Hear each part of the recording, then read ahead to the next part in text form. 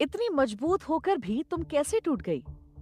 ओह, तुम्हारी किस्मत ही तुमसे रूठ गई। जो बेटियां बोलकर तुमको पलकों पर बैठाते थे, वो देख के तुमको किसी और के साथ कैसे घबरा गए। समाज में झूठी शान के लिए तुमको तुम्हारी प्रीत के साथ अग्नि में बहा दिया। ओ बिटिया रानी, माफ करना, तुम अपनों के कारण अपनों से ही दूर हो गई। ऊंच नीच वाली इस दुनिया में कुछ लोगों के खोखले अहंकार का शिकार हो गई। योरकोट नाम की वेबसाइट पर प्रांजल नाम के एक शख्स की लिखी हुई ये लाइनें मुझे ये सोचने पर मजबूर कर देती हैं कि उस बाप के हाथ अपनी ही बेटी की खुशियों का गला घोटने के लिए कैसे उठ गए।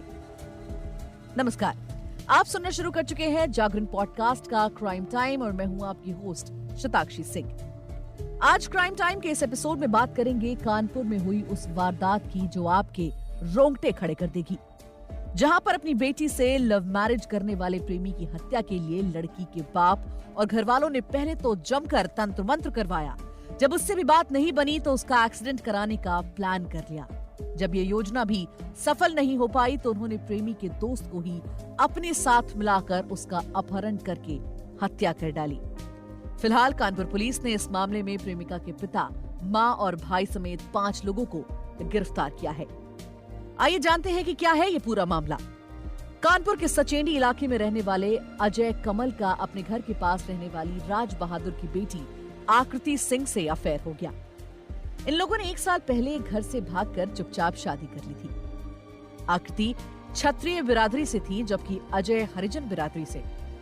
आकृति के परिवार वालों को ये शादी नागवार गुजरी और बिल्कुल बर्दाश्त नहीं हुई। ये बात अजय और आकृति दोनों को पता थी, इसलिए परिवार के डर से दोनों कानपुर से कुछ दूरी पर रहने लगे। बीती 17 मई को अजय जिस फैक्ट्री में काम करता था, अचानक वहां से लौटते समय रास्ते से गायब हो गया।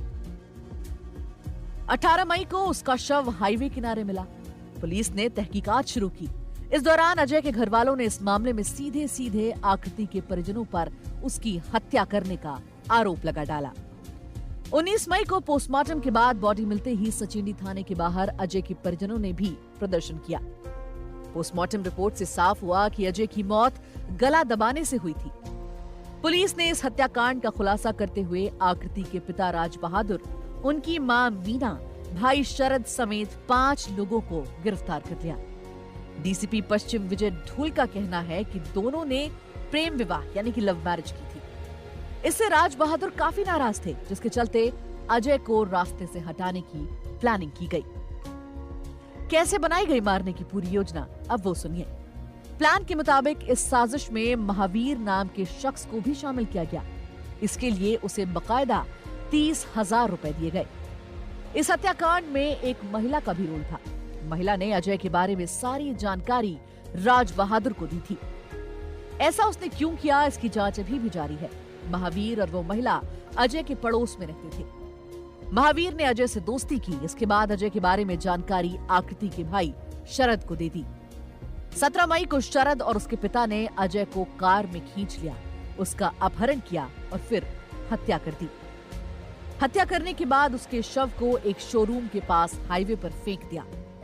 पुलिस के मुताबिक इसमें 5 लोग पकड़े गए हैं और पड़ोसी महिला अभी तक फरार है। दोस्तों, इस पूरे वाकये से एक चीज जो बहुत साफ दिखती है वो ये है कि आज भी हमारा समाज जाति के आधार पर भेदभाव करने जैसी कुरीतियों से जूझ रहा है।